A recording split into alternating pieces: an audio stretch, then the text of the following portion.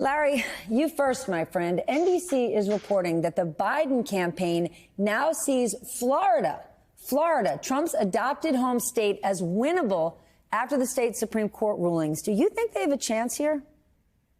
Well, it's April. Sure, I'll go along with that.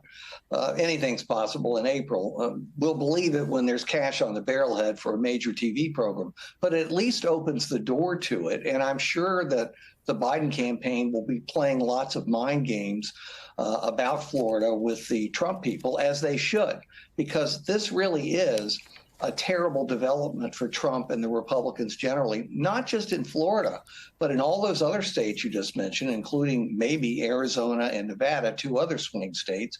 And beyond that, anything that happens in a mega state like Florida, any horror story that may be coming forth because of this 6-week ban beginning in May, that's going to be a national story. So it's going to affect voters everywhere. But, Susan, Democrats don't have to play mind games when it comes to abortion. We have seen abortion rights win whenever they are on the ballot, post-Roe being overturned. Describe for us how effective this has been for Democrats, especially in those red states. Well, that's right. You've seen when the actual issue of abortion, as opposed to the question of a pro or anti-abortion rights candidate, that it has been a winning thing. You think about a state like Kansas, a deep red state, continues to be a Republican state, and yet overwhelming response in August, a hot summer referendum. People came out to vote in order to reinstate and to protect abortion rights. In Florida, though, there's a couple interesting points about this. First of all, there's a 60% threshold for this referendum, which is higher than some of the other referendums in Ohio, for example, recently, where there was a victory in another red state for abortion rights. It did not pass 60%. And so if that had been the number required in Ohio, it would not have passed. Now, arguably, there is 60% support in Florida for this. And so they're likely to achieve that, and certainly to increase the turnout among Democrats and among abortion rights supporters in November. So I think that's important. But, you know, again, I'm with Larry. I'm particularly interested in whether states that are actual battleground states like Arizona and Nevada end up having abortion on the ballot this fall. I think that's different than Florida, which at the moment is just sort of a dream for Democrats to take back a state that really hasn't been possible for them in a long time. 19% victory for Ron DeSantis in the last gubernatorial election there. Okay, that might be a dream for Democrats, but this thing is turning out to be a potential nightmare for Trump. Charlie, is the problem for Trump that the majority of the country does not want an abortion ban, but his strongest, most loyal voting bloc are evangelicals who are single-issue voters, and it's anti-abortion? This is a very complicated issue for Donald Trump. I guess I look at this in a different way. Look, I think it's a little bit of wish casting to think that Joe Biden's going to win in Florida, but this will have national implications because Republicans are going to have to take a stand on this, and Donald Trump is eventually going to have to take a stand on it. And here's 3 numbers to keep in mind. The Florida abortion ban is almost total. It is 6 weeks. Republicans, including Donald Trump, seem to be thinking of a 15-week national ban. But the Florida referendum, which, again, it's either going to be a complete ban or the Florida referendum, doesn't put a specific number on. It talks about viability, fetal viability, which is about 23 or 24 weeks. That is going to appeal to a lot of libertarians, a lot of Republicans. It's going to appeal to a lot of moderates. One of the things the Republicans want to do is flip the script on Democrats and say, well, you want late-term abortions. You want abortion up until the moment of birth. That's not what the Florida referendum says. So this has the real possibility of splitting Republicans on this issue. And what happens in Florida will play in every state. It is a national issue. Abortion is going to be on the ballot in all 50 states one way or another.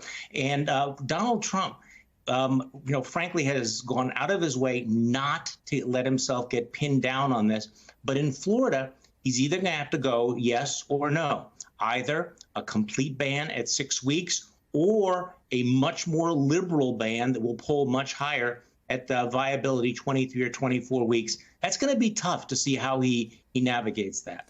But, Susan, if he does that, what happens to this die-hard, strong base that he has, which are evangelicals. Exactly. They don't want to hear from a 15-week ban. I'm with you on this. I think that Donald Trump cannot afford to alienate and anger this very conservative white evangelical base that is the reason that he was elected president in the first place.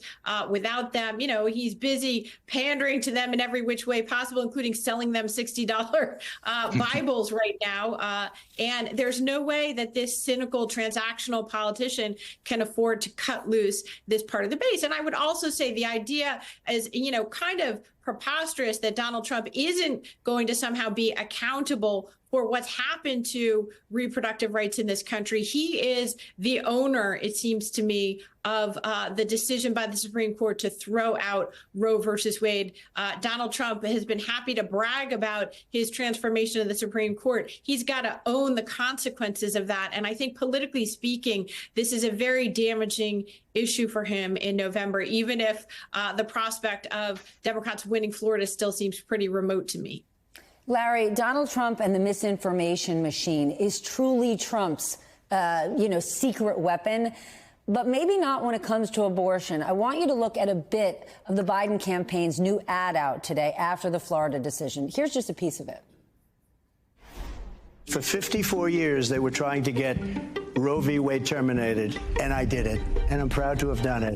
In 2016, Donald Trump ran to overturn Roe v. Wade. Now, in 2024, he's running to pass a national ban on a woman's right to choose. I'm running to make Roe v. Wade the law of the land again. Larry, on most issues, Donald Trump can push misinformation, he can dodge, he can deflect. But is this the one issue where he cannot? Because Roe did get overturned. The bans are happening in states across the country. So is Joe Biden doing the right thing in going all out and telling this story? Oh, absolutely. And it has to be done day after day after day. I think you said there were 217 days left, so I'd suggest that it be done for 217 days. This is the Achilles heel, not just for Trump, but also for the Republican Party. And Trump knows he's cornered. He has known this all along. He's worried about the abortion issue because there is no way for him to evade responsibility for what has happened. He's the one who put those three critical Supreme Court justices on the Supreme Court. They're the ones who made the difference. They're the ones who have caused all of this pain and angst throughout the country. And there's going to be a lot more of it because of this 6-week abortion ban in Florida. Even many people in the anti-abortion movement say 6 weeks is ridiculous. So, congratulations. Be careful what you wish for. You got it. You're going to have to live with it. And if Democrats are smart, and on this issue they are, they're going to make sure that Trump owns it morning, noon, and night, and maybe in the middle of the night when he's on Truth Social. Susan, new topic. Donald Trump on the trail is getting nastier and darker in his language around migrants. Some people say this kind of language is going to backfire on him. We are a country of immigrants. But will it? He used this very dark language back in 2016 when he was to announce that he was running. And today, immigration is a bigger issue for voters. Yeah, that's right. I mean, look, the idea that Donald Trump is going to face a penalty for bad language, if that were the case, then he wouldn't be in politics. I think somebody counted one of his last rallies. He insulted or used epithets, nasty words for President Biden, something like 6 times. That's his political brand, is insults, is racism, is attacks. I think the level of hysteria that he's seeking to whip up around immigration, this is Trump's playbook. He believes that this is the reason that he won election to the presidency in the first place in 2016. So it's no surprise that he's resorting to this once again. He'd much rather be talking about immigration right now than be talking about abortion, the subject of the rest of our conversation tonight. And there's a reason for that. Politically speaking, I think this is the biggest signal and dog whistle to his base stuff. And I think you're going to hear a lot more of it in the next few months. He is talking immigration, but again, he's not telling the truth. In Michigan, he talked about a woman who was tragically murdered. Authorities there say someone in the U.S. illegally has confessed to killing her. And I want to share what Donald Trump had to say. Ruby's loved ones and community are left grieving for this incredible young woman, remembering what they called her. They said she had just this most contagious laughter, and when she walked into a room, she lit up that room. And I've heard that from so many people. I spoke to some of her family. But here's the thing. Her own sister, who is grieving her death, had to come out publicly and say that was a flat-out lie. Donald Trump did not speak to any of her family members. But the thing is, Donald Trump's version is everywhere. I'm probably going to hear about it from my parents this weekend. How does the Biden campaign even deal with that? They're not just running against someone, based on policy. He's out there pushing lie after lie, and it's sticking. Hey everyone, MSNBC has a new and improved app. You'll get real-time alerts and analysis, live blogs, in-depth essays, video highlights, and the best 2024 election coverage. Download the new MSNBC app. Here's how to do it. You tap on the App Store on your phone. You hit search on the bottom right corner. You type in MSNBC. You click on the MSNBC app. You click on Get or the cloud icon and enjoy it.